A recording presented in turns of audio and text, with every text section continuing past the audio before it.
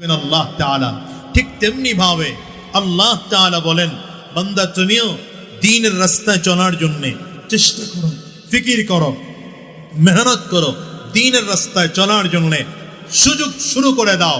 তোমার সামনের দিকে তাকায় দেখো, বড়রা যেমন নামাজ পড়েছেন তুমিও তেমন নামাজ পড়ো, সাহাবীরা যেমন রোজা রেখেছেন তোমার রোজাও তেমন করো, নবী যেমন দ্বীনের রাস্তায় চলেছেন তোমার চলাটাও দ্বীনের রাস্তায় চলার জন্য প্রস্তুত করো।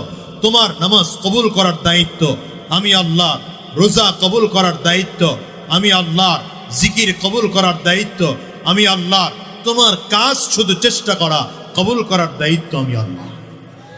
ঠিক না? হ্যাঁ, কি লোক হ্যাঁ, এমন করা যাবে না তো ভাইরা আমার।